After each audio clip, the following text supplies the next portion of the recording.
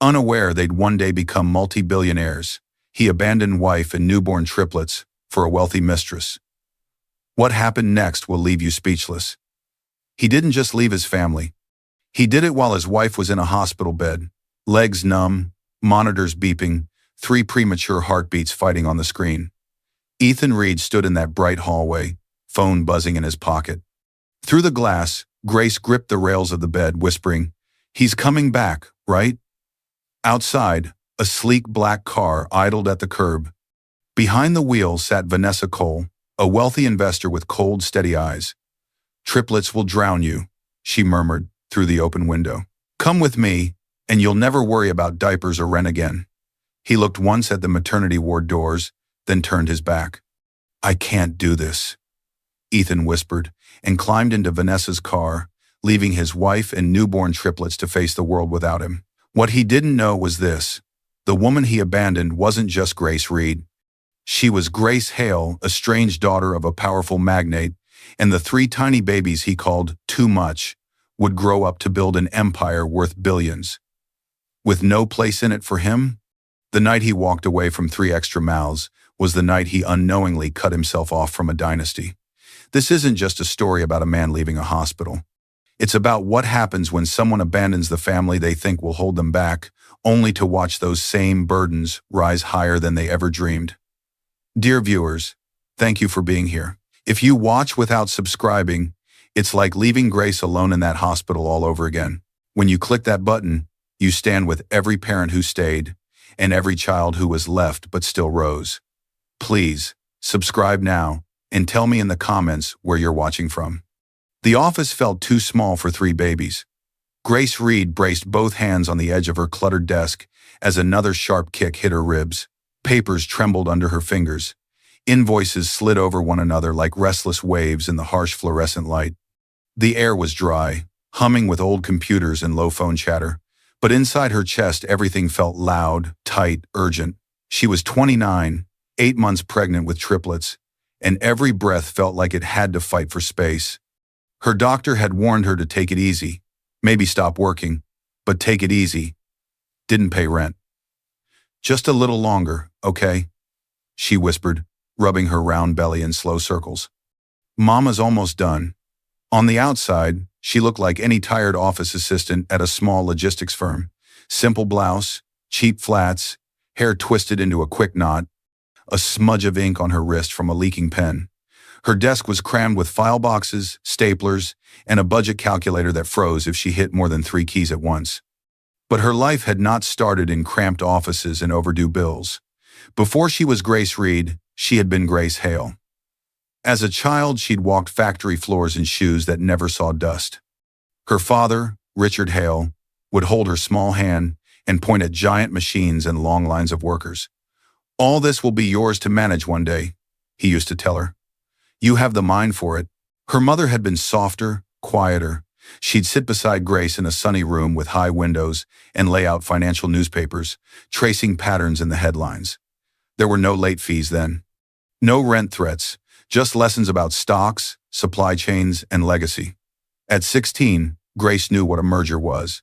At 18, she had a seat at the far end of her father's boardroom table, listening to men in suits argue over numbers. At 20, she was expected to wear certain dresses, smile at certain sons of certain partners. At 22, she ran. She ran from the mansions, from the gold doors, from the heavy name Hale that turned every friendship into a performance. She took cash, not cards, sold jewelry, not shares. She kept only one thing from that old life: a small silver pendant with the Hale family crest, symbol of an empire that never stopped watching her. She made herself a promise: the next man who loved her would love Grace, not Hale. That was the man she married, Ethan Reed, 31. Charming, funny, ambitious in a raw, unpolished way. When she met him, he worked in sales, full of big talk and nervous energy. He bought her cheap coffee instead of diamonds. He laughed about being broke and swore he'd make it big one day. When she hinted that she had no rich family to fall back on, he'd shrugged and said he didn't care. She never told him that she did. Her phone buzzed on the desk, dragging her back into the bright office. The screen flashed. "Ethan." Husband Grace exhaled and answered, pressing the phone to her ear with ink-stained fingers. "Hey," she said, injecting a smile into her voice. "You at work?" Ethan's reply came tight and already raised. "Yeah, and about to lose my mind. The landlord called me again. He wants this month's rent by Friday. Grace, we don't have it." Her gaze flicked to the stack of invoices in front of her. Extra hours meant extra pay, a small bump that might keep them from being thrown out. Her lower back throbbed, but she couldn't say no when her manager asked her to stay late. "I know," she said softly. "I'm picking up overtime here. We'll figure it out, Ethan." "My commission this month was a joke," he snapped. "Nobody's buying. I'm out there all day, and what do we have to show? A used couch and a car that barely starts." She swallowed. "We have a family," she reminded him gently. "We have 3 little lives coming." There was a short, sharp laugh, half joke, half bitter. "You sure we need 3 of them, Grace?" Ethan said. "One would have been cheaper." Grace forced a weak smile no one could see, a tiny laugh that didn't reach her eyes. "Don't say that," she whispered. "They can hear you, you know." He sighed loudly, muttered something about his lunch break being over and needing to get back to chasing people who don't want to spend money, then hung up. Grace lowered the phone and stared at the dark screen. Across from her, a woman leaned against a filing cabinet, chewing the end of a pen. Rachel, 28, was Grace's closest friend at work, the kind of person who saw everything, but pretended not to until you clearly needed her. "You okay?" Rachel asked. "You went pale when you answered." Grace straightened a pile of invoices, willing her breathing to steady. "Just Ethan," he stressed. Rachel watched her for a moment, then lowered her voice. "You sound stressed too," she said, "and your accent is trying to come out again." Grace blinked. "What?" Rachel hopped up to sit on the edge of the desk. "Sometimes," she said, "when you're tired, you don't sound like the rest of us. It's cleaner, like you had private tutors or something. Like you grew up around money." Grace's hand moved without thinking, fingers closing around the small pendant at her neck. The metal was warm from her skin. The tiny crest, a crown over a shield, pressed into her fingertips. "That was a long time ago," she said quietly. "Doesn't matter now." Rachel's eyes dropped to the necklace. "You always wear that thing," she said. "What is it?" "Just something from my mother," Grace said quickly. "Old and ugly. Not worth anything." That was a lie and a truth.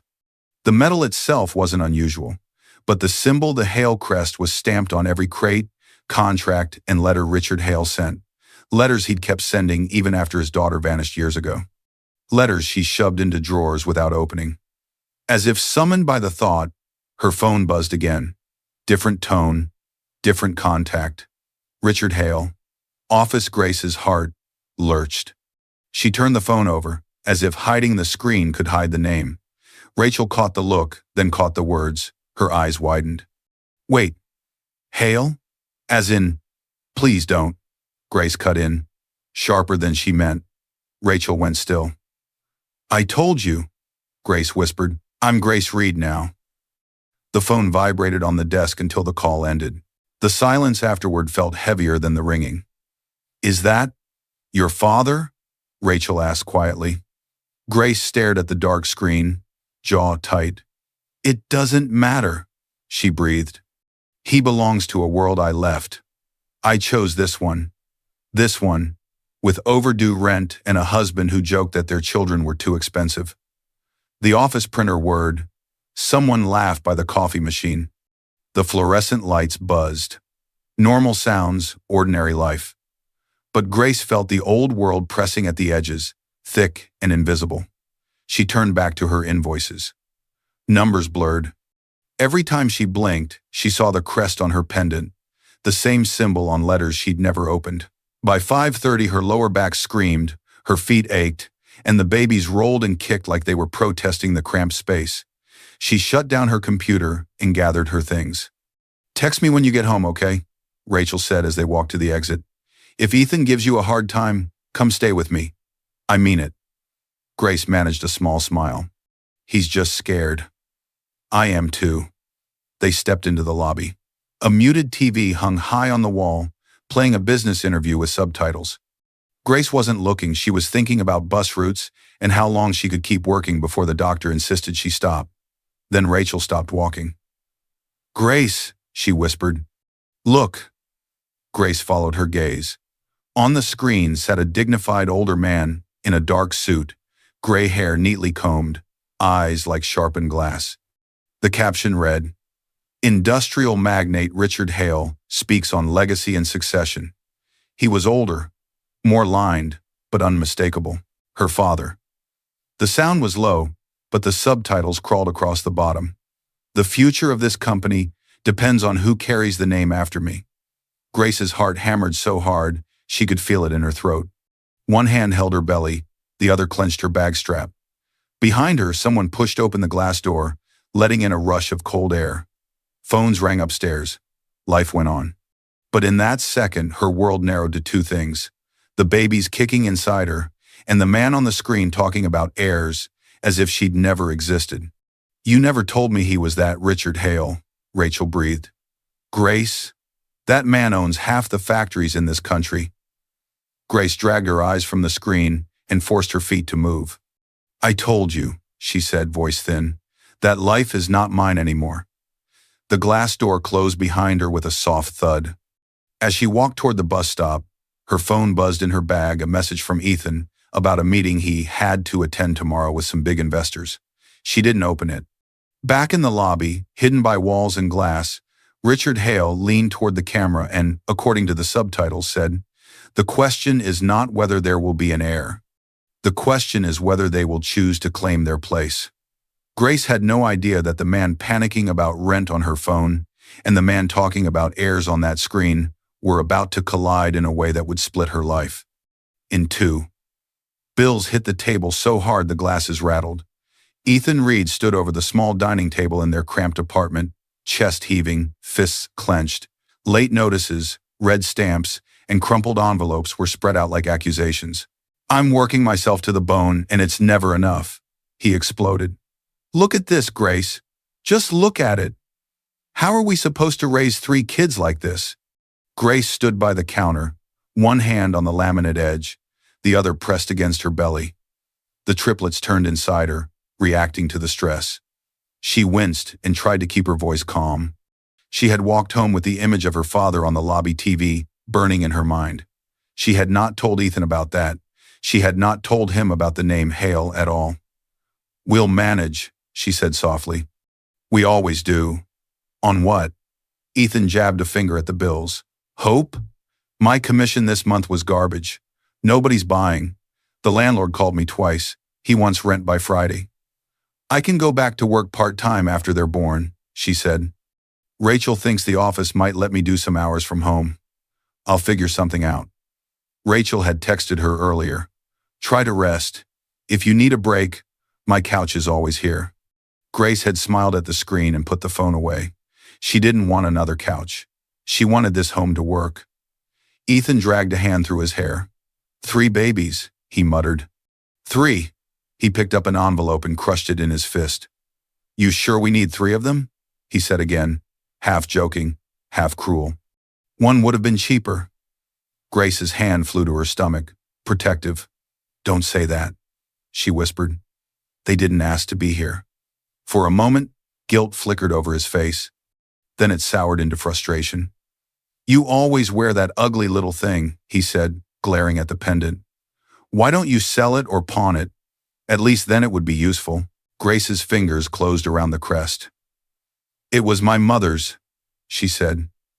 "It's not worth anything to anyone else." The metal itself might not fetch much. The symbol on it, though, opened doors Ethan had never heard of. Grace had chosen to slam those doors herself. She wasn't about to open them because the landlord was impatient. Ethan exhaled harshly and dropped into a chair. The storm in his voice became a low, bitter rumble. "My manager's dragging me to some investor thing tomorrow night," he said. "Big product launch. Fancy people. He thinks I'll network." He flexed his fingers in the air quotes. "Like anyone there wants to talk to the guy who can't pay his rent." "Maybe it'll help," Grace said, moving to stack the bills. "Maybe you'll meet someone. Make a good impression." He let out a humorless laugh. Yeah, maybe I'll dump gravy on someone's $1,000 shoes. Even inside the sarcasm, there was a spark, a tiny, hungry wish. Grace rested a hand on his shoulder. You're better than you think, she said quietly. You can talk to anyone. It's one of the things I love about you. He leaned into her touch for a second, then pulled away. I'm going to bed, he muttered. Early start tomorrow. Maybe if I charm enough rich strangers, one of them will throw me a bone. He closed the bedroom door, leaving Grace with the bills, the humming fridge, and 3 restless lives under her skin. She tidied the table slowly, thoughts drifting back to the TV image of Richard Hale saying, legacy and succession. Her father had wanted to make sure she'd never see a late fee in her life. She had insisted on another path. She'd chosen Ethan, chosen love over control. Now love was pacing behind a closed door, furious with the weight of the life they'd chosen.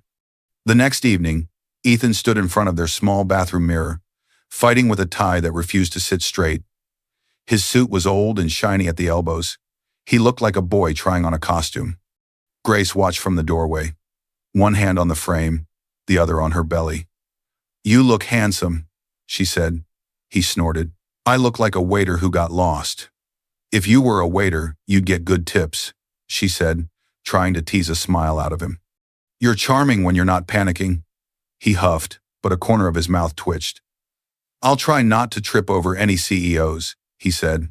The launch event was everything their apartment wasn't. High ceilings, polished floors, soft music.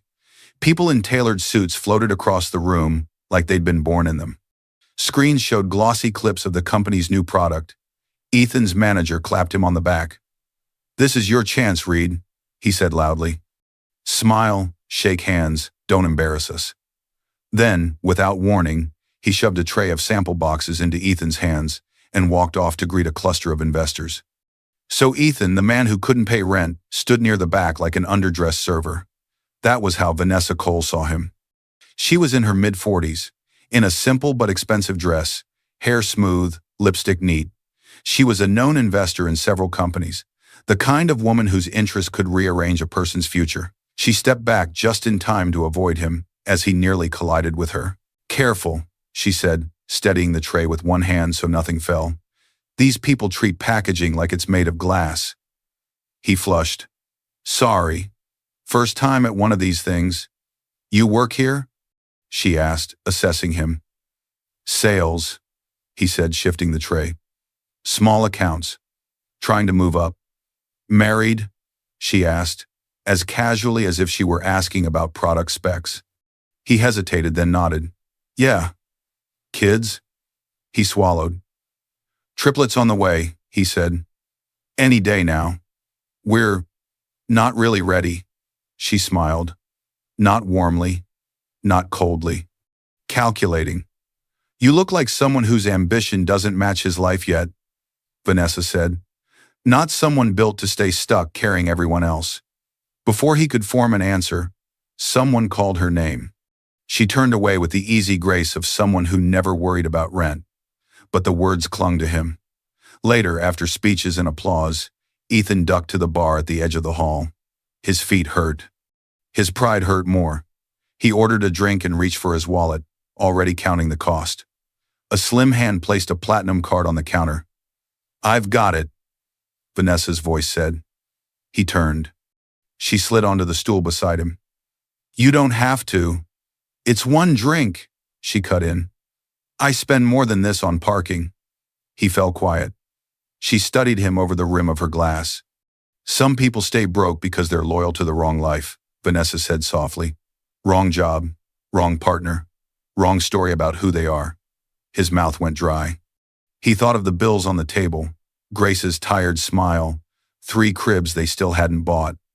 If you ever decide you're done carrying extra weight, she said, reaching into her clutch. Call me. I don't do charity. I do investments in people who want out. She slid a crisp, white business card toward him. Vanessa Cole. Private investments. A direct number was printed below. Before she left, she casually took his phone, saved her number as Vanessa, New Start, and made him call at once so she'd have his contact too. When Ethan got home, the apartment was dark except for the small lamp by the couch. Grace lay there sleeping, one hand on her belly, face soft with exhaustion. Beside her, on the coffee table, sat a small stack of unopened mail and a thick, legal-looking envelope with a crest at the top. He almost reached for it, then stopped. Whatever it was, it could wait. Everything in their life already felt like one more demand. Grace shifted on the couch, brow furrowing. "Ethan?" she whispered, eyes still closed. He flinched and moved his hand away from the mail. "It's nothing," he said. "Just the post. Go back to sleep." Later in the dark bedroom, Grace's breathing evened out beside him. Ethan lay stiff on his back, Vanessa's card resting on his chest. His phone lit up. Unknown number. Vanessa. Still thinking about change? The glow lit his face. His thumb hovered over the screen, shaking. On the other side of the wall, 3 unborn hearts beat inside the woman who trusted him. He had no idea that the next time his phone buzzed, it would be from a hospital, and he would be asked brutally clearly which life he truly belonged to. Grace's scream cut through the apartment. It wasn't loud, but it was sharp enough to slice through Ethan's half-sleep. He jolted upright on the couch, TV glow flickering against the walls. Grace stood in the doorway, one hand clamped on the frame, the other clutching her belly. Dark wetness streamed down her leggings, puddling on the floor. "Ethan," she gasped, face drained of color. "My water." It broke. For one frozen second, he just stared. Triplets. No savings, no rent. Then panic kicked in. He grabbed the hospital bag they'd packed weeks ago. His keys, her coat, too many things at once. Okay, we have to go," he babbled. "Can you walk, Grace?" She nodded, teeth clenched, breathing hard. He wrapped an arm around her and helped her down the stairs, every contraction stealing her words.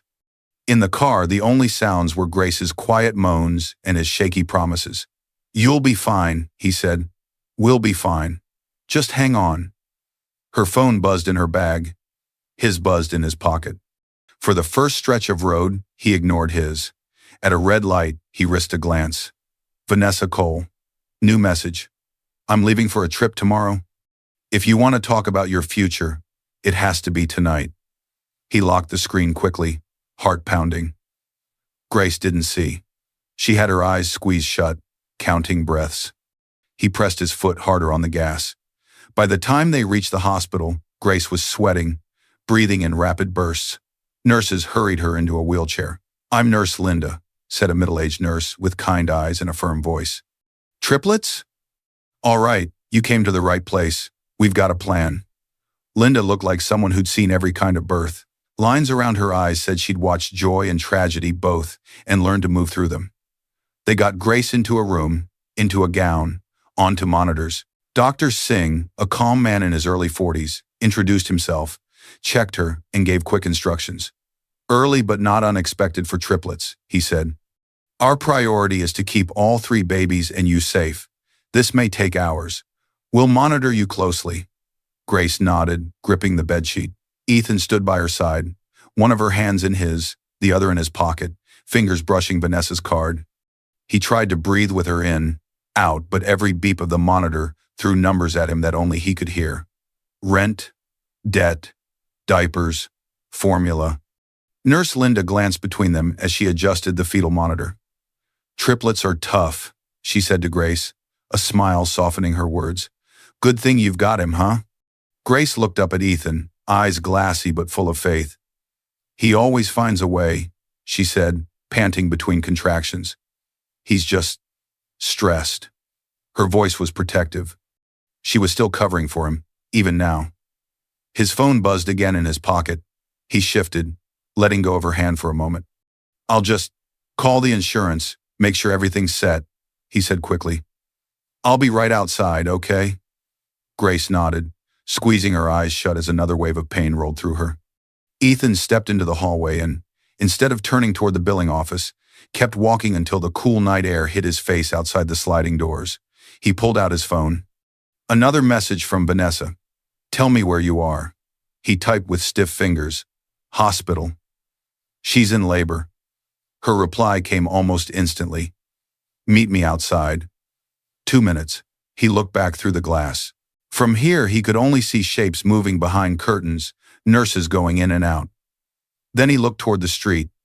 Headlights washed over the entrance as a black car pulled up, exactly like she'd said. The passenger window slid down. Vanessa sat inside, calm, as if she were arriving at a dinner reservation. Dark coat over a fitted dress. Hair pinned neatly. Ethan walked closer, drawn like metal to a magnet. Shouldn't you be upstairs with her? Vanessa asked mildly. Isn't this the big moment? She's with the doctors, he said. They said it could take a while. Vanessa studied his face, the fear, the exhaustion, the resentment. You look like a man on a sinking ship, she said quietly, still pretending he can plug every hole with his bare hands. It's my family, Ethan said hoarsely. What am I supposed to do? Walk away? You can stay, she said, and drown in bills for 3 screaming babies. Work double shifts, lose your mind, lose your marriage, because you're both too tired and angry to even talk. She leaned forward slightly. Or, she continued, you can let me pull you out. I can put you in a better job, in a better place. You're not a waiter, you're not a small-time salesman. With my backing and my lawyer, you start over clean. But I don't do half measures, Ethan. If you come with me, you come alone. No financial chains, no custody drama. My lawyer knows how to handle complications. His throat dried out. I can't just abandon my kids, he said. But even to his own ears, it sounded weak.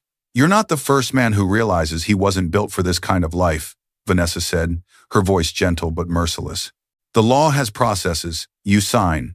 You step back legally. She gets full control. You're free. She gets to be the strong single mother everyone praises. You get your second chance.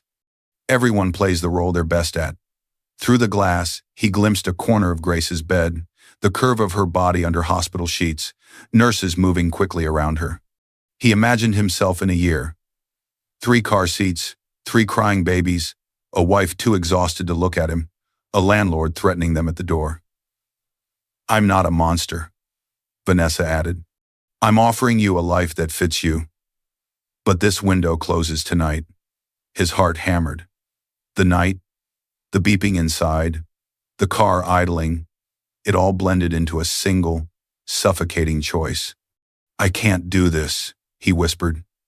He didn't specify what this was. He walked around the car and got in. The door shut. The car pulled away. Inside, Nurse Linda came back into the room. The monitors beeped steadily. Where's my husband? Grace asked, voice thin, sweat dripping down her temple.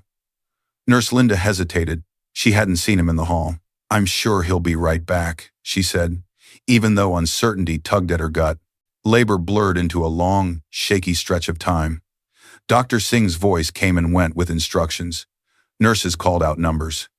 Grace clung to the rails, to Nurse Linda's hand, to the idea that Ethan would walk back in at any moment. He never did. When the first baby's cry finally cracked through the air, she sobbed in relief. A girl, someone said. She's small but breathing. Mia, Grace whispered. Then another cry. A boy. Liam. Then a third, weaker but still there. Noah. 3 tiny humans arrived earlier than planned, under bright lights and careful hands. Grace got the briefest look at each of them before they were whisked to the neonatal unit for monitoring. Her arms felt impossibly empty. Ethan was nowhere. Nurse Linda swallowed down the anger burning in her chest. She'd seen nervous fathers. She'd seen overwhelmed fathers. She had rarely seen no father at all. The next morning, Ethan sat in a polished office across from a man in a suit. Vanessa's attorney, Mr. Clark, slid a stack of documents across the desk. This is a petition to terminate your parental rights and an agreement requesting that you not be pursued for child support, Clark explained. You're saying you do not wish to be involved in these children's lives in any capacity, legal or financial. And that means they can't come after me for money later? Ethan asked quietly. If the court approves, Clark said, you'll have no legal obligations. You'll also have no legal rights. No custody, No visitation, no say in anything. Ethan's pen hovered for a moment over the signature line. Then he thought of rent notices, of triplet cribs, of diapers stacked to the ceiling. He thought of Vanessa waiting outside this same building, promising an apartment where the bills would always be paid. He signed. The lawyer explained that the petition would still need to go before a family court judge, but to Ethan it already felt final, like he'd cut the last thread tying him to that hospital room. Somewhere far away, in another office with different glass walls and thicker carpets, a man named Richard Hale glanced at a note his assistant placed on his desk. Your daughter, last known as Grace, has given birth. Location, County Medical. He stared at the message for a long time, then at the stack of returned letters bearing the same name. He didn't know it yet, but the choices being made in both offices that day were about to pull his lost daughter back toward his world. All three babies started crying at once. Their thin wails filled the small hospital room like an alarm. One in the clear crib by the window, one in a tiny cot near Grace's bed, one in Nurse Linda's arms. Grace swung her legs over the edge of the bed too fast and winced. Her body was still recovering, muscles weak, incisions sore, head light. She grabbed the rail, determined to stand anyway. I've got him, sweetheart, Nurse Linda said over the noise. Sit. Breathe. Linda rocked one baby gently and nudged the second crib closer with her foot. You sure there's no one coming to help you? She asked, though she already knew the answer.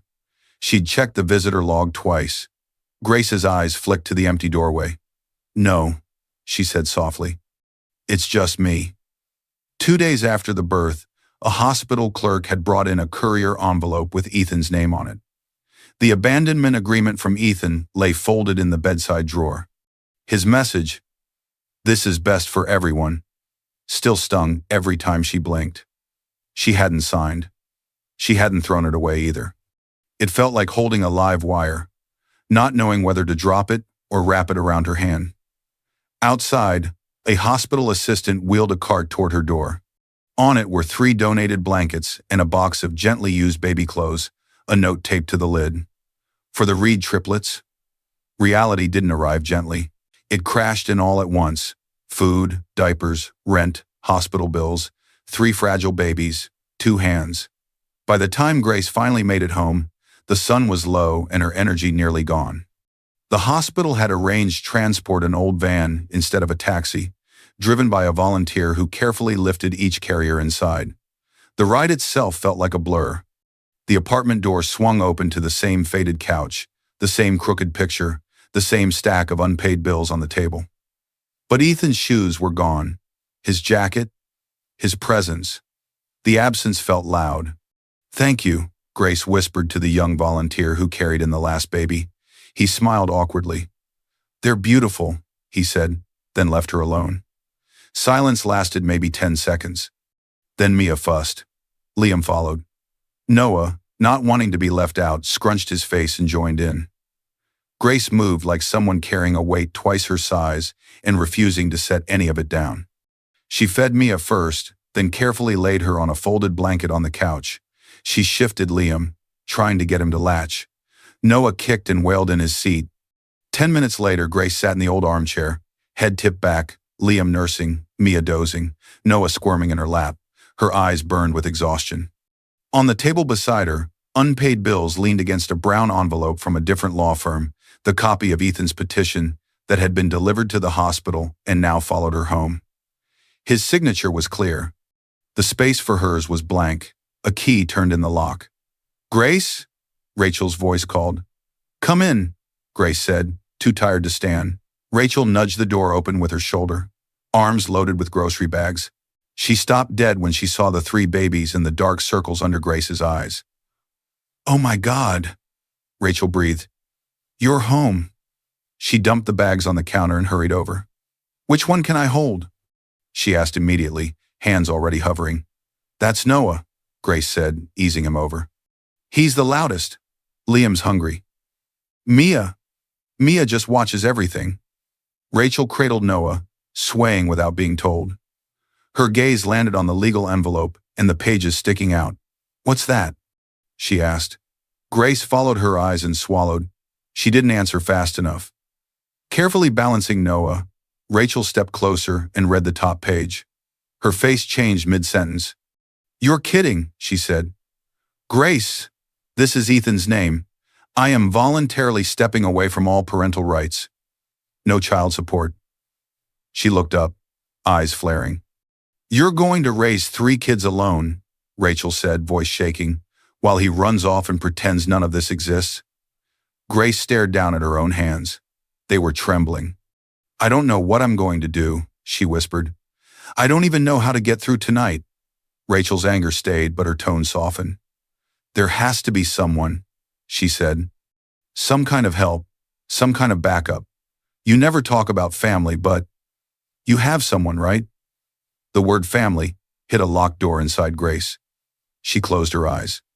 "I have one more person I can call," she said slowly, "but I swore I never would."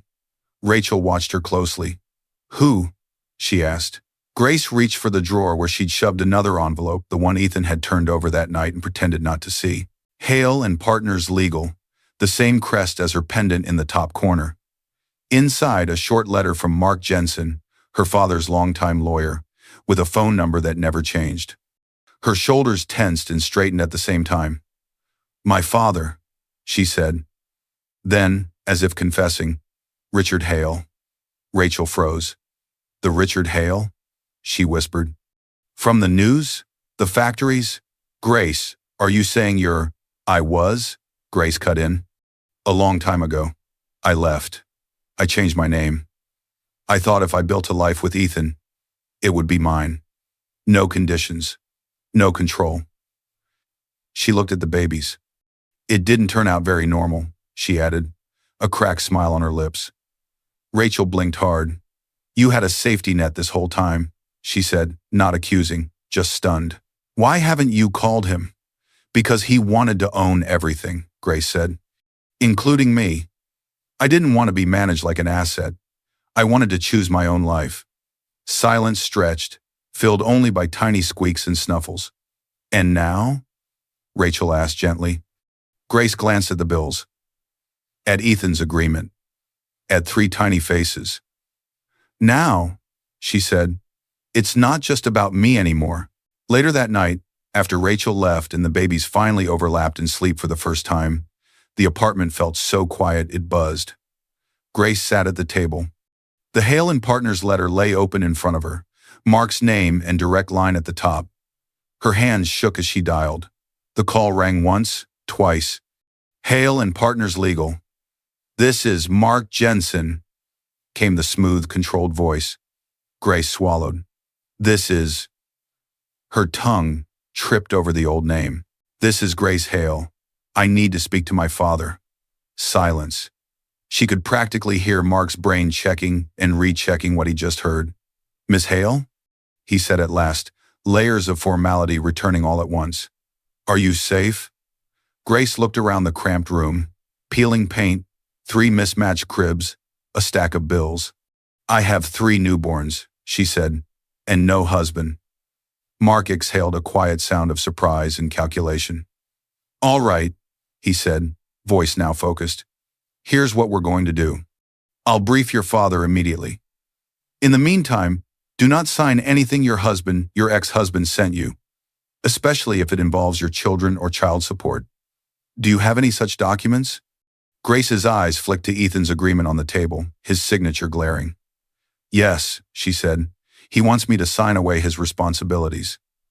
"Do not sign," Mark repeated firmly. "Keep every page.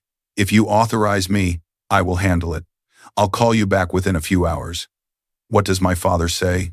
she asked quietly. "If he even wants to hear about me." "He doesn't know everything yet," Mark replied. "But he has been trying to find you for years. Letters, notices. We never had confirmation you were safe. I think." His voice softened just a fraction. "I think he always hoped for this call." Noah stirred in a crib. Mia sighed in her sleep. Liam stretched a tiny hand against the side of his cot. "Please call me back," Grace said. "I don't know how long I can keep this up alone." "You won't have to," Mark said. "Not much longer." After the call ended, night folded back in, around her feeds, diaper changes, pacing the floor. At some blurry point, the phone rang again. Grace snatched it up on the first ring. "Miss Hale," Mark said. "I've spoken with your father." Her breath caught. "And?" she asked. "He said," Mark replied, "tell my daughter to come home, and tell her I want to meet my grandchildren before it's too late." Grace looked at the three little bundles sleeping in second-hand cribs. Her fingers closed around a pen. But instead of signing Ethan's agreement, she signed the legal authorization Mark had emailed, and she'd printed at the corner shop, giving Hale and Partners the right to represent her fully. She wrote her name clearly, Grace Hale.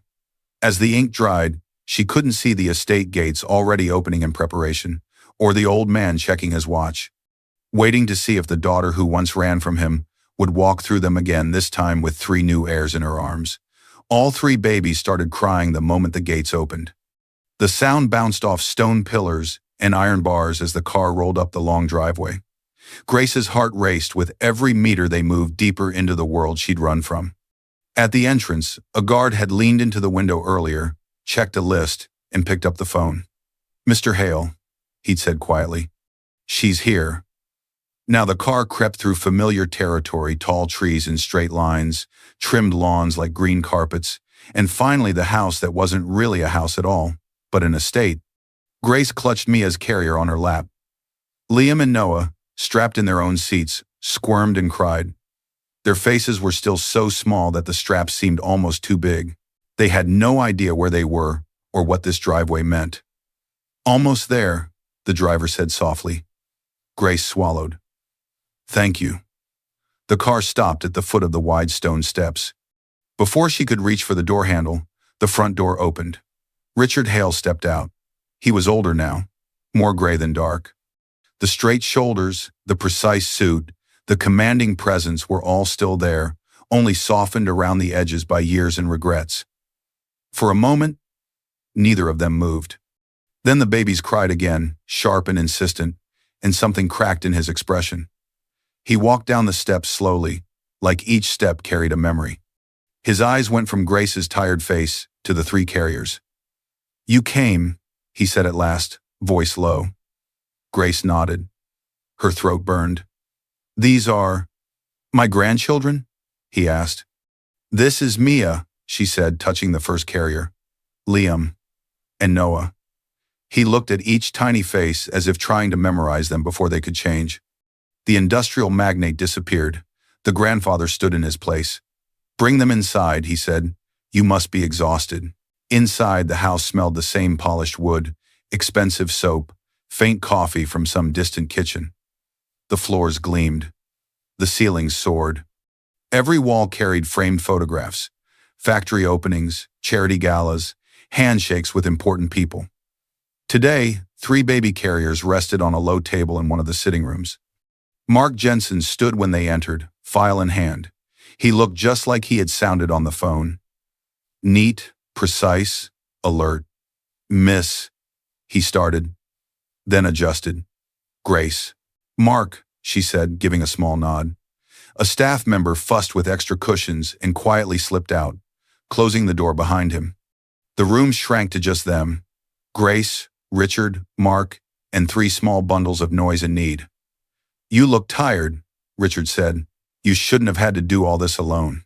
Grace's jaw clenched. "I wouldn't have had to," she replied softly, "if he had stayed." Richard's face tightened at the mention of Ethan, even though he'd never met the man.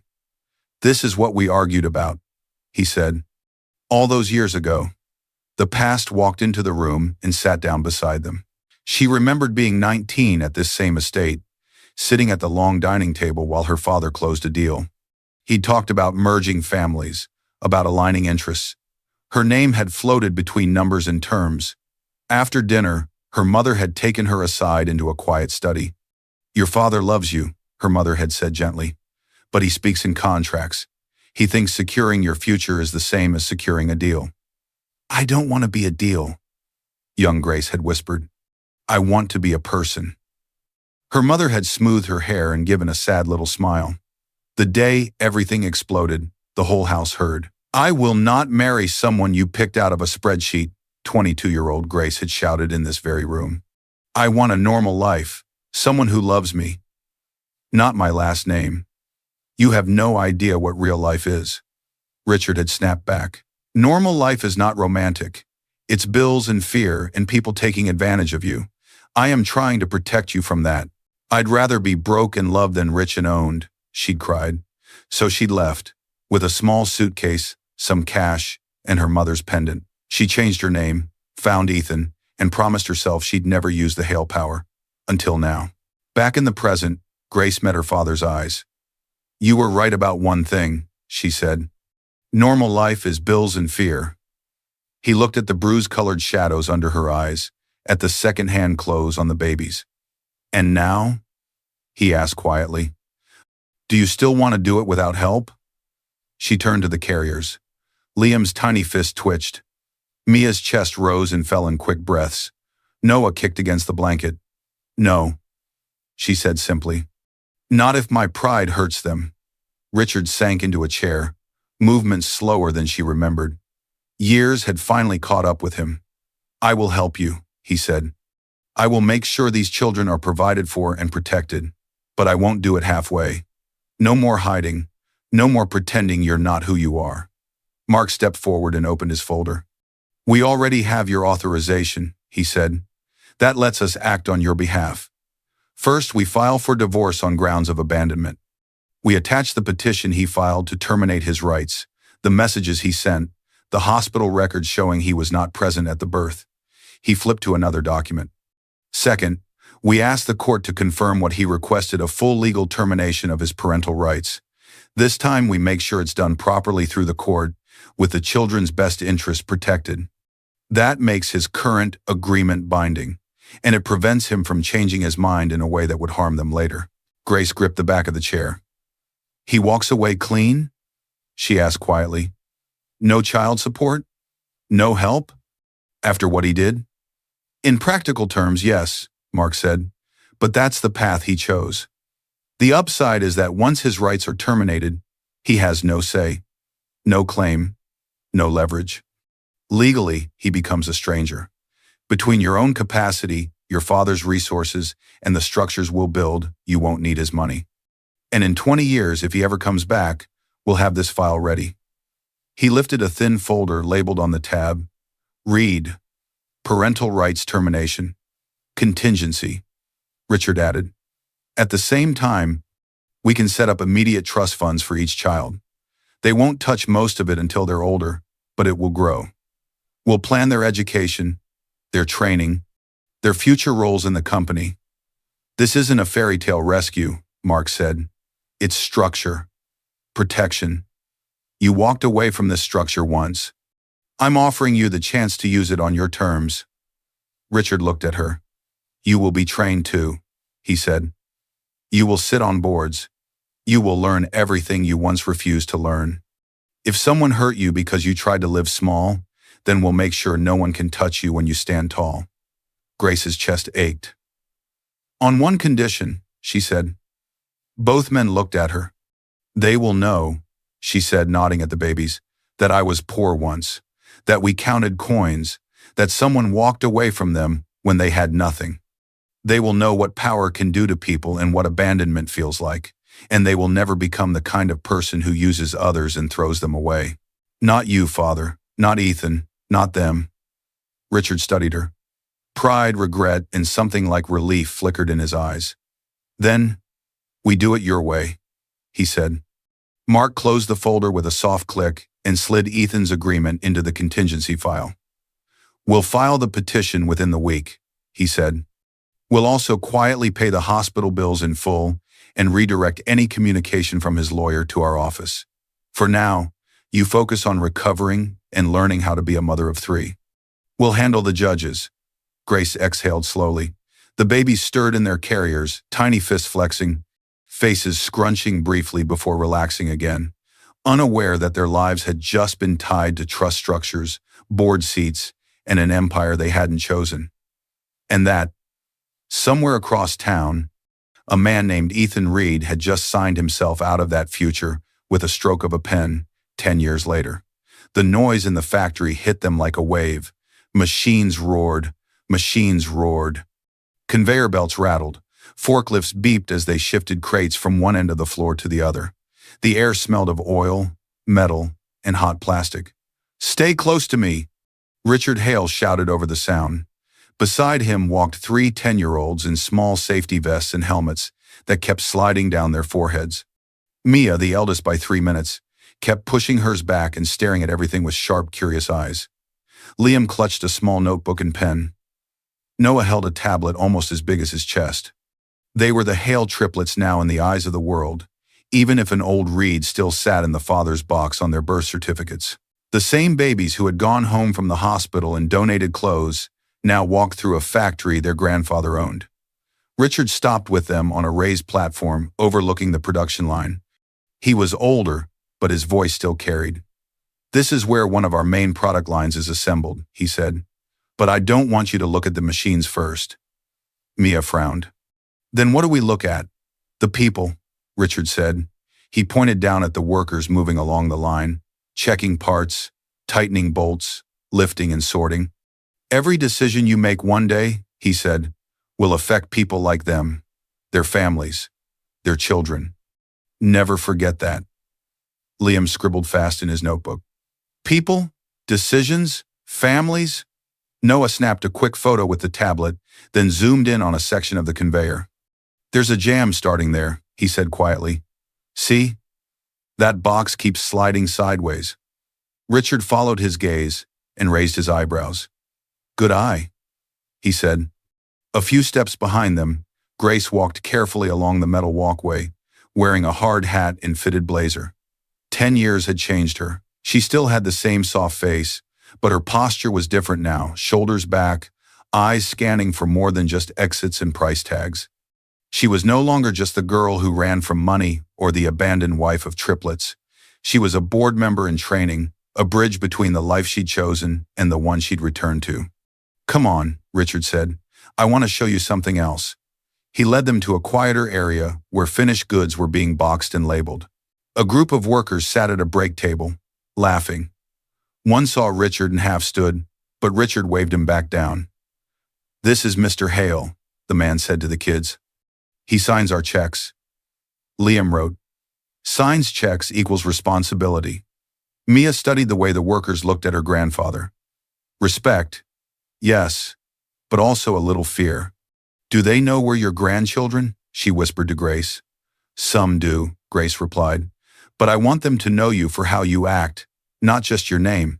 Later that afternoon, back at the estate, the triplets sprawled on the carpet around a low table in a family room, not the formal boardroom, but a space cluttered with books, tablets, and half-built Lego models of factories. Mia's side of the table was covered in sketches, rough logos, packaging ideas, and doodles of buildings with their surnames on top. "What if we had our own brand one day?" she said. "Something new, not just Grandpa's old stuff with a different label." Liam had numbers all over his page, pretend budgets, made-up balance sheets. "If we owned 3 companies, and each made this much," he muttered, tapping his pencil, "and we reinvested it instead of spending it, we'd have..." Wait.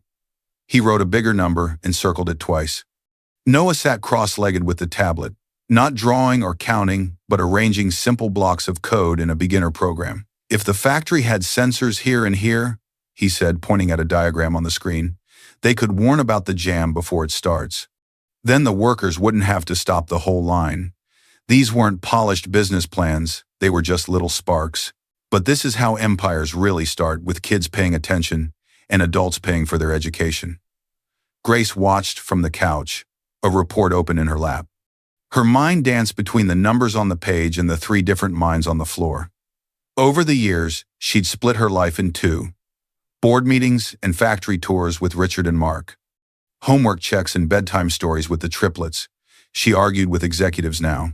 She read reports, questioned supply chains, pushed back on Mark when she thought a deal was cold but profitable. And just as often, she insisted on another kind of lesson altogether. Every few weeks, she took the triplets, no chauffeur, no tailored clothes, just regular jackets to visit shelters for single parents and their children.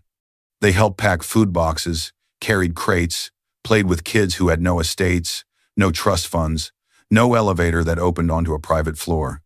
On the way back from one of those visits when the triplets were 13, Mia finally gave the question a voice.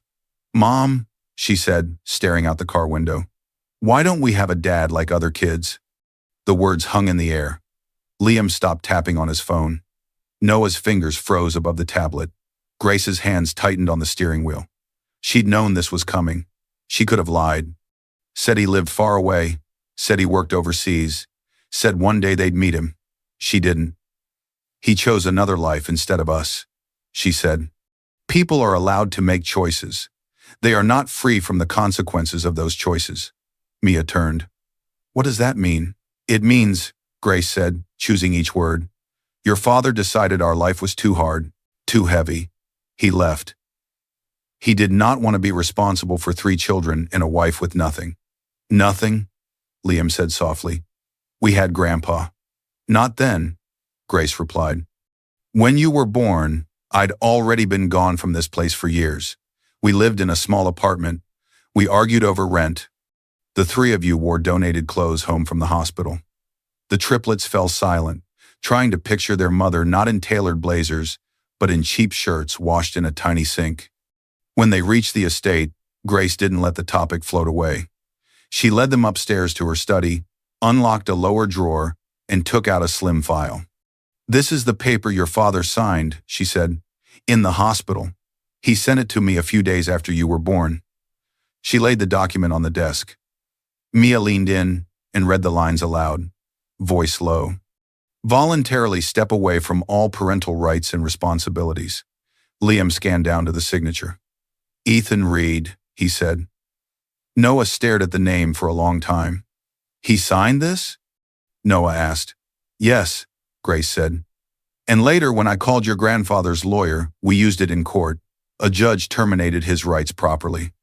After that, he wasn't your father legally anymore, on paper or in practice." None of them said anything for a moment. "Do you hate him?" Mia asked. Grace looked at the document, then at them. "I used to," she admitted. "Now I mostly feel finished. I'm grateful for what I have, for you, for a second chance with my father, for the work we do. I don't want hatred to be one more thing we drag around." She slid the document back into the drawer and turned the key. "You are not his mistake," she said firmly. "You are my miracle. Don't ever forget that." Time moved. The image in your mind fades to black. Then white letters appear. 8 years later, now 21.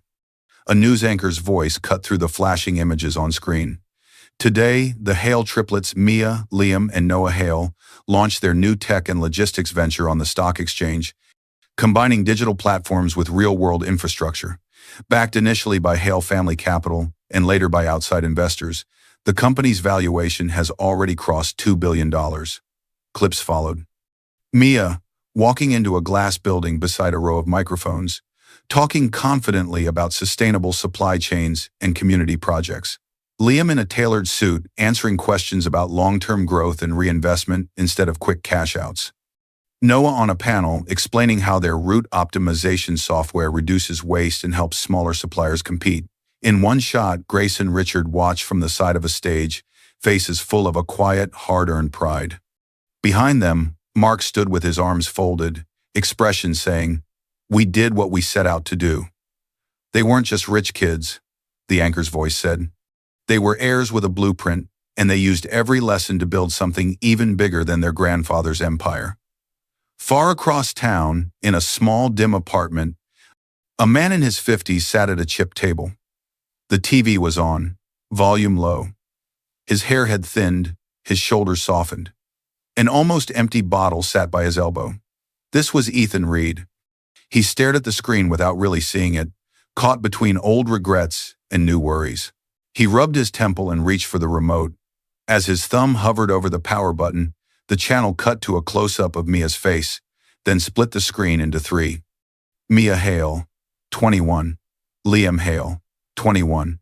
Noah Hale, 21.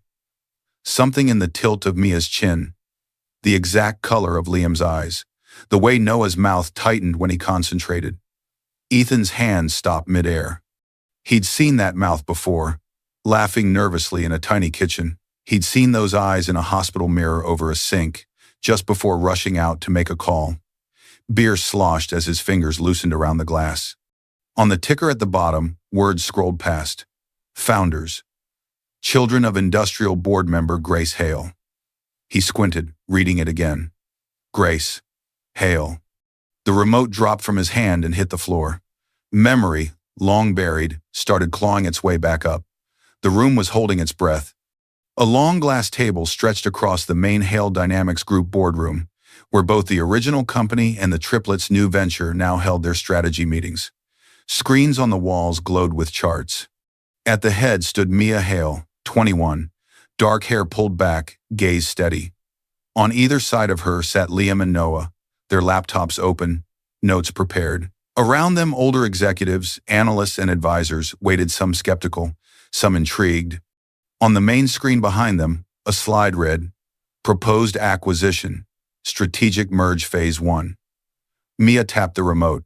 If we move first, she said, we don't just buy a company, we buy time. We secure a key part of our logistics pipeline so our software doesn't depend on third-party bottlenecks. Over 3 years, we cut waste by at least 12%.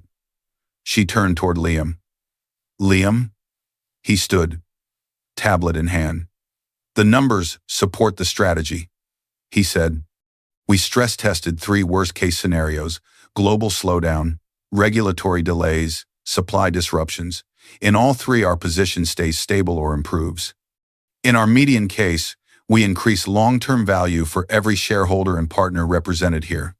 He stepped back. On cue, Noah rose and moved to a console near the wall. He plugged in his device, and the screens changed to a live interface. The platform we built, Noah said, doesn't just track shipments, it learns. It identifies risk points before they become stoppages and reroutes in real time. That's how we protect our people and our commitments, not just our bottom line. Lines lit up over a digital map like veins. For a moment, the room was quiet. Then, one by one, people started nodding. A few executives muttered to each other. Someone near the end of the table said, "They've thought it through." At the far side, Grace and Richard sat side by side.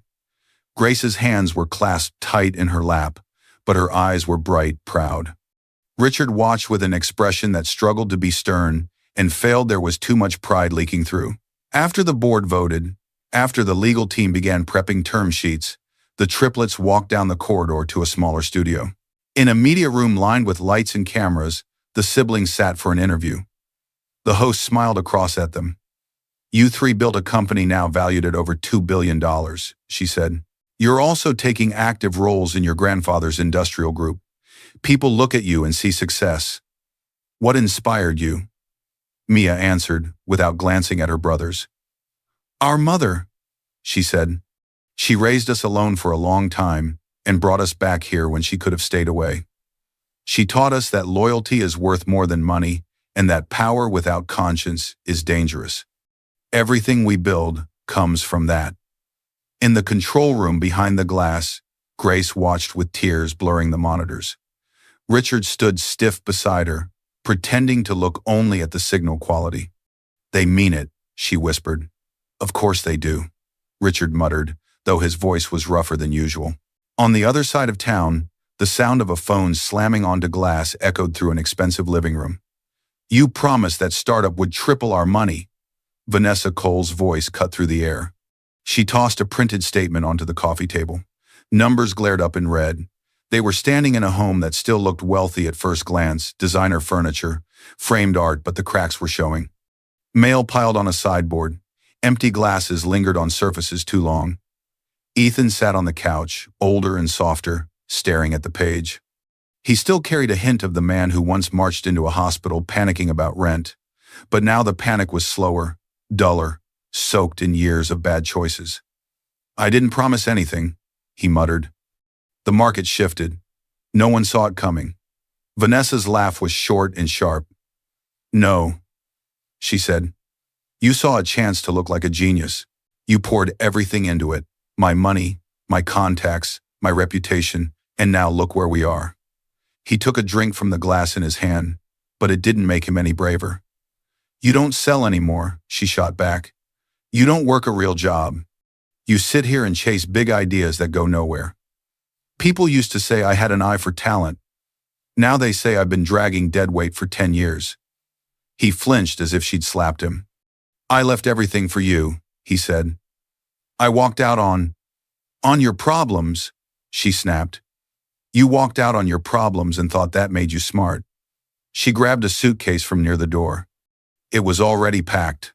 I'm not here to babysit a man who can't pull his weight, Vanessa said. Not then. Not now.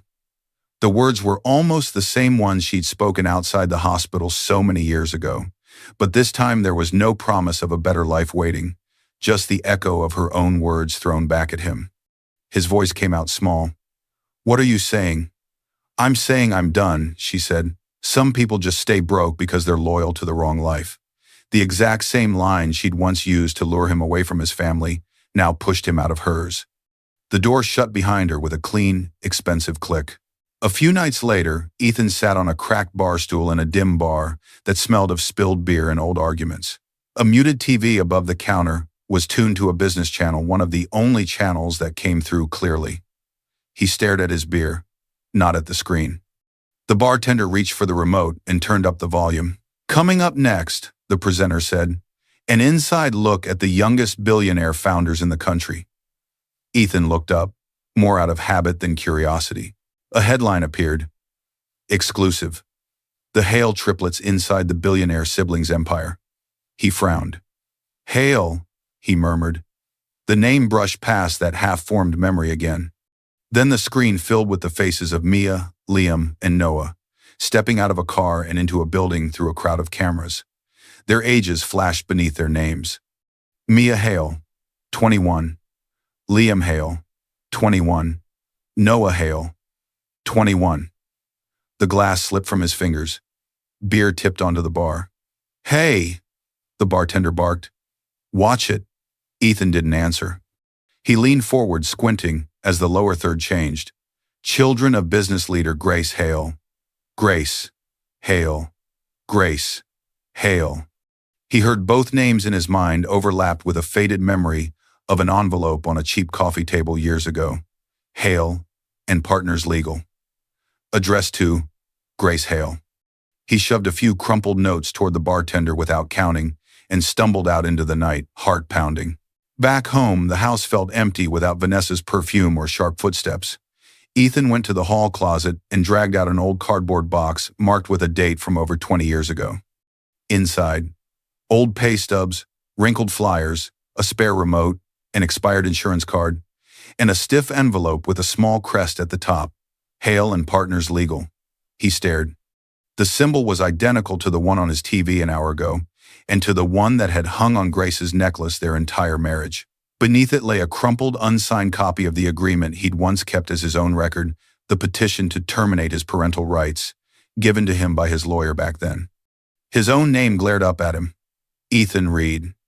He sank down onto the floor, papers scattered around him like the pieces of a life he'd refused to look at. For the first time, Ethan truly understood what he'd walked away from. Not in abstract, not in theory. He had signed himself out of a family that had become a dynasty, and there was a public record to prove it. The shouting started before the glass doors even closed behind him. I'm their father, Ethan Reed's voice cracked across the Hale Dynamics lobby. I need to see them. Mia, Liam, and Noah Hale. Now. He looked small against the high ceiling and polished marble. Faded shirt, worn jeans, an old blazer that didn't quite fit. Business people in suits slowed, stared, then kept walking. The receptionist froze mid-sentence. Two security guards at the front desk stepped forward. Sir, one said, voice firm but calm. You can't raise your voice here. Who are you trying to see? My children, Ethan said. The words still felt foreign. They're my children. Mia, Liam, Noah. I need to talk to them. It's important. The guard tapped at a tablet, scrolling through a list. What's your name? He asked. Ethan Reed. The guard checked again, then shook his head slightly. You're not on any approved list, he said. You don't have an appointment, and there's a media policy. If you'd like to request a meeting, You can email. I'm not some fan. Ethan snapped. I'm their father. The second guard moved closer. If you don't calm down, we'll have to ask you to leave, he said. Ethan's eyes jumped to the huge logo on the wall, Hail Dynamics, with the crest heavy above it. He thought of the TV interview, the news ticker, the Hail letter in his box. He couldn't just walk out. What's going on? Asked a new voice. The air seemed to quiet around it. Mark Jensen stepped into the lobby from a side corridor. He wore a dark suit, glasses, and an expression that said he was used to solving problems before they became headlines. The first guard turned to him. This man is trying to get upstairs without clearance, Mr. Jensen, he said. Says he's the Hale triplets' father. Mark looked at Ethan properly. Recognition clicked into place. You're Ethan Reed, Mark said. Ethan swallowed. Yes. The guards exchanged a look. Is there a problem?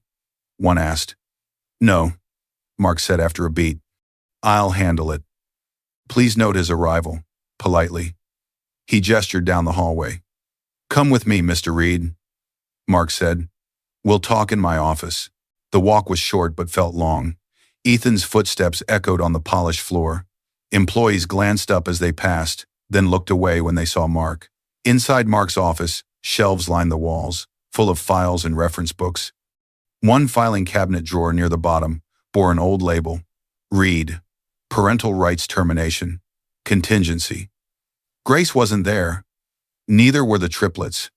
Sit, Mark said, closing the door behind them. Ethan dropped into the chair like someone whose legs had stopped trusting him. I saw them on TV, he began. The segment. Then I found the letter. The crest. The paper I signed. He shook his head. I didn't know who she really was back then. I didn't know what I was walking away from. I was stupid. I panicked. His voice cracked. I know I made bad choices, he said, but I'm still their father. I want a chance to be in their lives. And his eyes flickered around the room, over the framed degrees, the view of the city, and maybe what's fair financially. I gave them my name, my blood. Isn't there something? He trailed off, ashamed of how it sounded even to him. Mark steepled his fingers and watched him quietly. Mr. Reed, he said at last, you signed away any claim to those children, voluntarily, in front of your own counsel. We took your petition and finalized it through the family court system years ago. Ethan blinked. Finalized? Yes, Mark said. There is a court order terminating your parental rights. You requested it. You accepted its terms. He let that sink in. Grace and the children have lived under that protection ever since, Mark continued. You provided no support, no contact, no attempt at contact. They built their lives without you. Ethan spread his hands helplessly. I was young, he said. I was broke. I'd just found out she'd been hiding. She came from this. He gestured vaguely, meaning the building, the money, the crest. She lied to me. Correction, Mark said, calm but firm. She did not tell you something. There is a difference between concealment and simply not volunteering information. More importantly, when you made your choice at that hospital, you did not know she was a Hale. You knew she was your wife. You knew she was carrying your 3 children. That should have been enough. Ethan closed his mouth. So that's it? He said finally. I never see them? I get nothing? You're asking 2 different questions, Mark replied. Seeing them is about their emotional safety. Money is about the law and previous agreements. As their counsel, my job is to protect them in both areas. He leaned back slightly. If you want to challenge the old court order, Mark said, the system allows you to file a case. You have that right. But if you open that door, you open everything. The hospital records, the termination order, the financial history showing you paid nothing for them, witness statements, your old messages, your own signature. You'll drag me through the mud, Ethan murmured. I won't have to drag you anywhere, Mark said quietly. The truth will sit there on the record. Ethan looked down at his hands. What if I really am sorry? He asked. What if I'd come even if they weren't rich? Mark studied him. Then your first move wouldn't be walking into this building and arguing about what you deserve, he said. You'd have gone to a therapist, a pastor, a shelter. You'd have asked how to apologize without causing more harm. He let that hang there for a moment. But the law isn't about how sorry you are, Mark added. It's about what you did. Silence swallowed the room. Ethan inhaled slowly. Something desperate settled over his features. Then I'll let a judge decide what I deserve, he said. I have nothing left to lose. Mark weighed him for a long moment, then nodded once. If someday they ever ask to hear from you, Mark added, you can write a letter and leave it with my office. No demands, no talk of money, just an apology. Whether they open it will be their choice, not yours. Very well, he said. If you file, we will respond. After Ethan left, Mark stood and walked to the filing cabinet. His hand rested on the reed drawer for a second before he pulled it open. Then he picked up his phone. That evening, at the Hale estate, the family sat in the living room. Mia was reviewing presentation notes on her laptop. Liam scrolled through a spreadsheet on his tablet. Noah read comments on a beta rollout of their platform. Grace's phone rang. She saw Mark's name and answered. Yes, Mark? We only hear her side. He came where? She said, quietly. A pause. He wants to do what? Another pause. He's going to court? Her eyes closed briefly. I see. She listened. For a long moment, jaw tightening. If that's the route he wants, she said at last, voice steady. We'll be there. The children have a right to hear the truth in a place where it actually matters. She ended the call and looked up. 3 pairs of eyes were on her. Her children didn't know it yet, but the next room they'd share with Ethan Reed wouldn't be a conference room or a private office. It would be a courtroom where every buried decision in their family's history was about to be read out loud. The gavel cracked like a gunshot. Court is now in session, the bailiff called. The Honorable Judge Daniels, presiding. The family courtroom buzzed, then quieted. Papers stopped rustling. People settled in. No cameras were allowed inside, but reporters waited outside the building like sharks. At the plaintiff's table sat Ethan Reed, older, thinner, suit hanging a little too loose. His eyes were bloodshot. His lawyer leaned toward him, whispering last-minute strategy. At the defense table sat Grace Hale, calm in a simple dark dress. To her right, Mia, Liam, and Noah sat in a row, hands folded, faces composed. Behind them, Richard Hale and Mark Jensen occupied the first row of seats, backs straight. This wasn't just a case file. It was an autopsy of a family. Ethan's lawyer stood. Your Honor, he began, we are here because a man who made serious mistakes in his youth has seen his children again after many years and seeks a chance to be in their lives. He also seeks a fair acknowledgement of his contribution to the bloodline and the success that has followed. He glanced at the triplets. My client is not denying his past, the lawyer continued. He is asking this court to recognize that people can change, that termination orders can be reconsidered, and that a father should not be permanently severed from his children and their legacy when he is prepared to step up now. If you didn't know the story, it almost sounded reasonable. Mark rose slowly, buttoned his jacket, and stepped forward.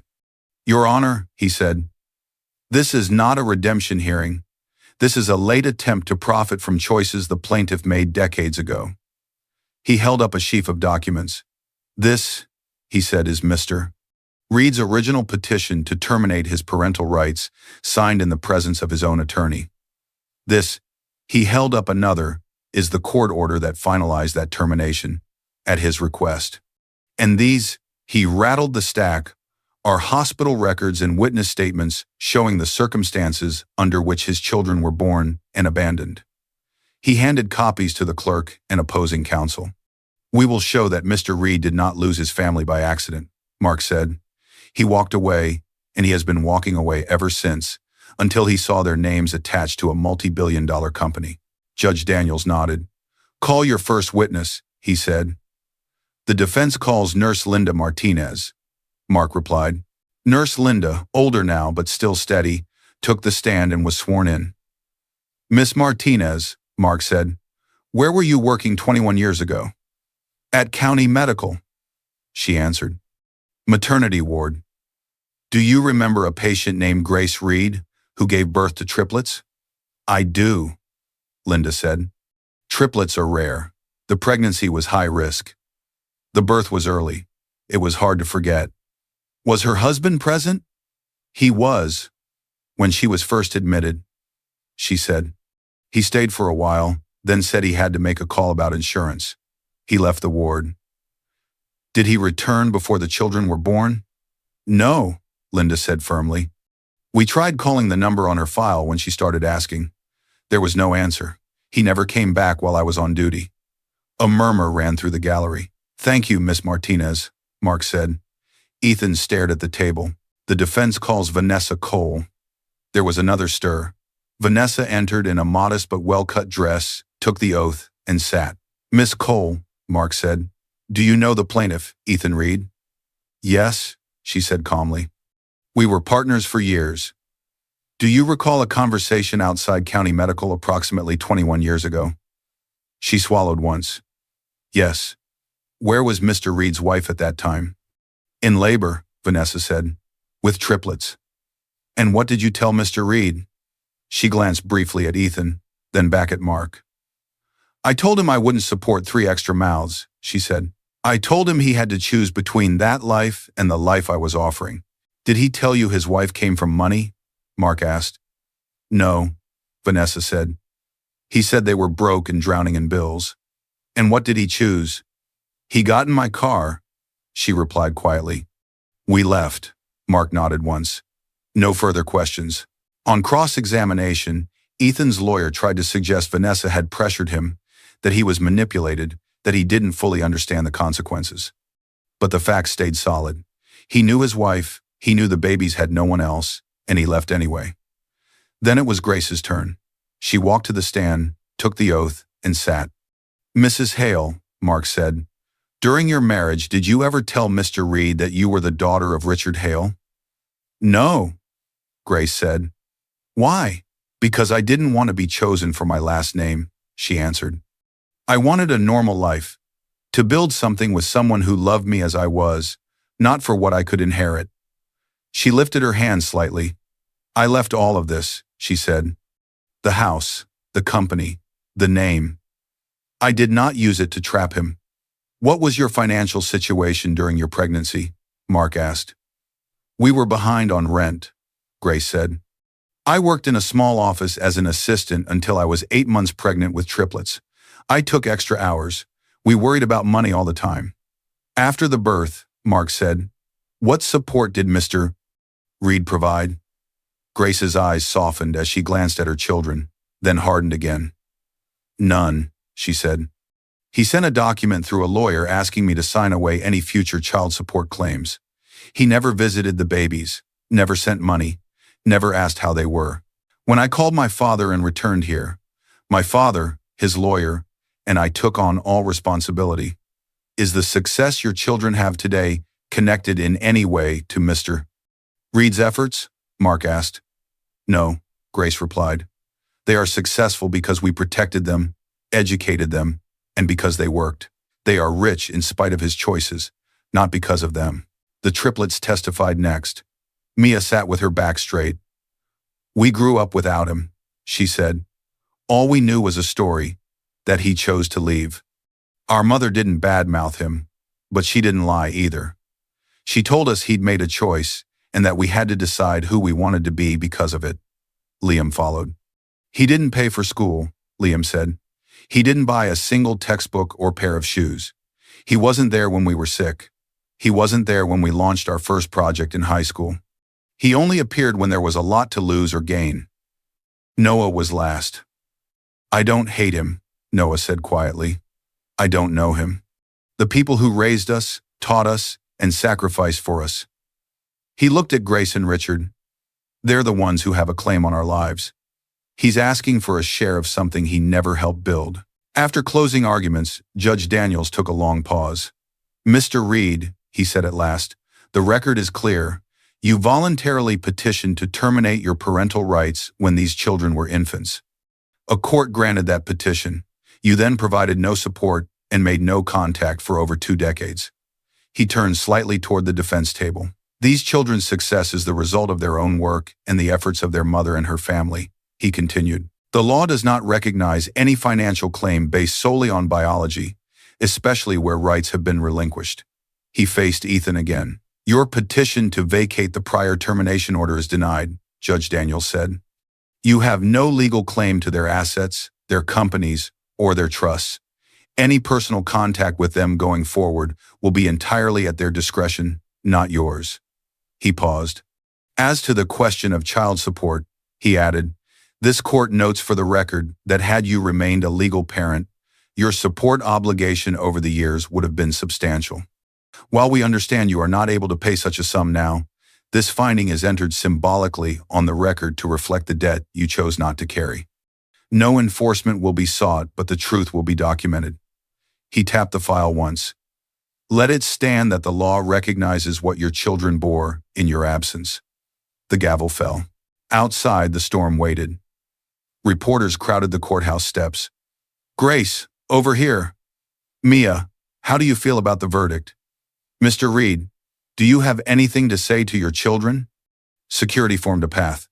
Grace walked through it with Mia, Liam, and Noah around her, Richard just behind, Mark at the side. Flashbulbs erupted, but their formation stayed tight. Most cameras followed the hails. A few smaller outlets tried to get a comment from Ethan. His lawyer kept a hand on his arm and steered him away.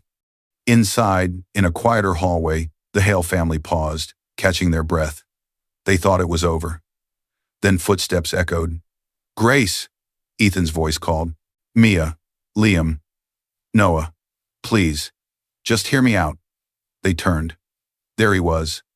Verdict still fresh on his shoulders, eyes raw with something that looked like regret and desperation, tangled together. For a long second, no one said a word. Please, don't walk away from me. The words came out of Ethan Reed before he could swallow them. They hung in the courthouse hallway, caught between white walls and glass doors. Grace, Mia, Liam, and Noah turned as one. Fluorescent lights hummed overhead.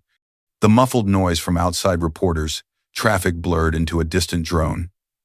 In this strip of hallway, there was just the man who'd lost his case and the family he'd once walked away from.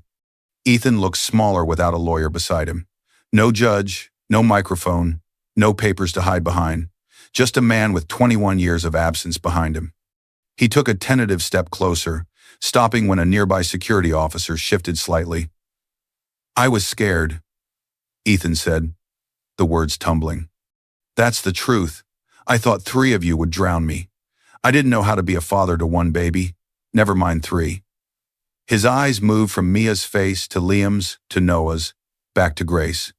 Vanessa promised me a different life, he went on. She said she'd pull me out of all that chaos. I thought I could just sign and walk away. Start over. I didn't know your mother came from. He gestured weakly toward the idea of the building, the money, the name. From this, he finished. For a moment, no one replied.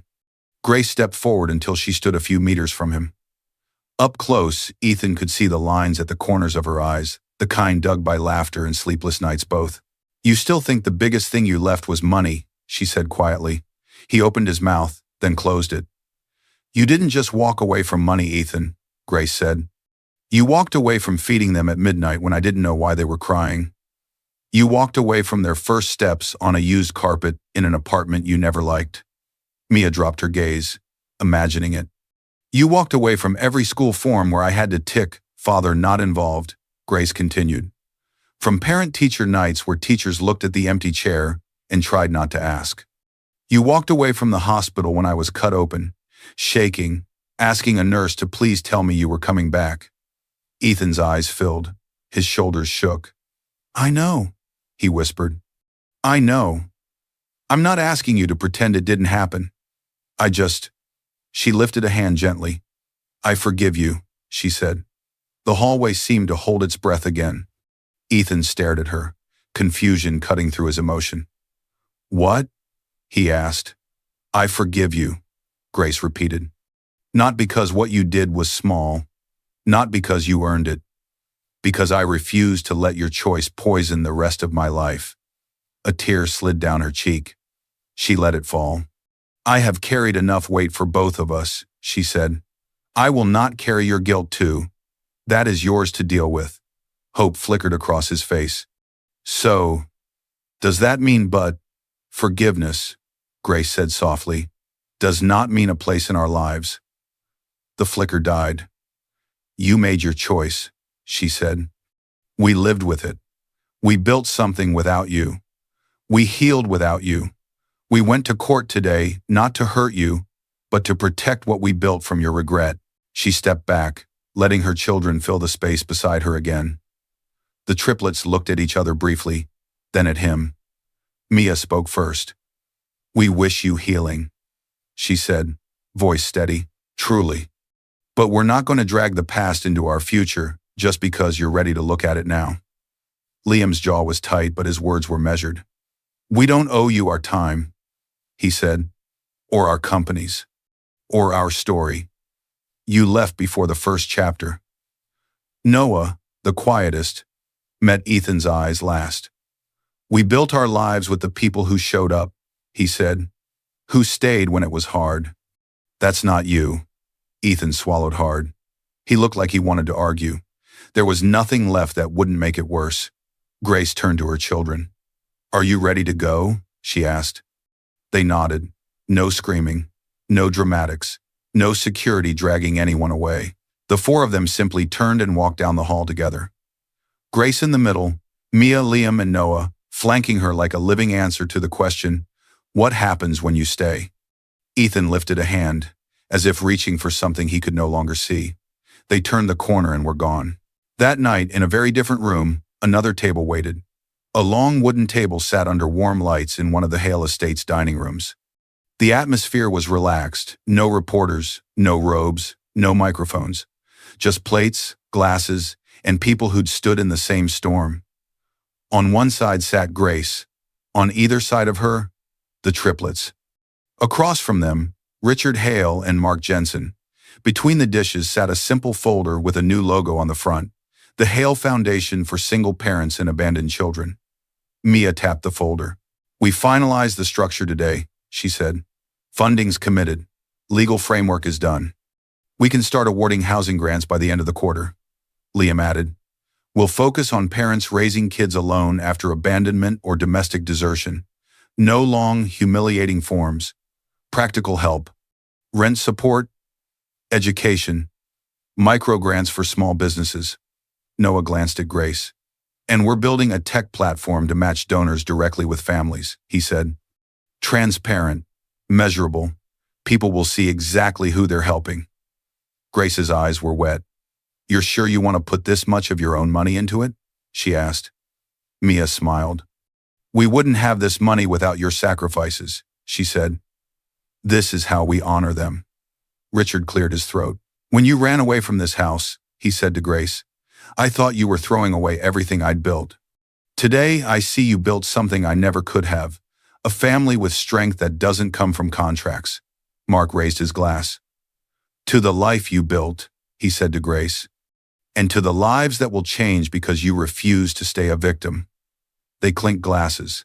The sound was quiet, solid. On the wall behind them, framed in a simple black frame, hung a larger version of the Hale crest, the same symbol that had once been a small pendant resting on Grace's skin when she sat in a cramped office pretending to be nobody. Now, the symbol didn't own her. She decided what it stood for. As they ate, a small media team filmed brief clips for the foundation's launch. Mia explaining the mission, Liam talking about impact, Noah demoing the app, Grace sharing why this work mattered. Later, those clips would go online. People who'd watched their court case headlines would stumble across a different side of the story, not just billionaires defending their wealth, but a family choosing what to do with it. Somewhere in the city, under a dim streetlight, Ethan walked alone. He passed a shop window with a muted TV inside. On the screen, a news presenter talked about the Hale Foundation. A quick video showed Grace smiling gently, the triplets standing behind her as she said, No child chooses to be abandoned. No parent should have to decide between rent and formula. We can't change the past, but we can change how many people are left to face it alone. Ethan stopped for a moment on the sidewalk and watched through the glass. Then he kept walking. He wasn't part of their story anymore. He thought leaving would free him. He didn't know the babies he refused to buy diapers for would one day buy companies, build systems, and rewrite the meaning of the name he never bothered to learn. Unaware they'd become multi-billionaires, he abandoned them for a wealthy mistress. What happened next didn't just leave him speechless. It left him watching from the outside for the rest of his life. The image in your mind zooms out. Grace laughing at the table. The triplets discussing expansion of the foundation. New files opening with new family names. New stories beginning, some with pain, many with help. Somewhere, someone watching this is thinking about a choice they still have time to make. I hope you enjoyed watching this as much as I enjoyed creating it. Like, share, and comment on the lessons you've learned. Tell me where you're watching from in the comments below. See you in my next video.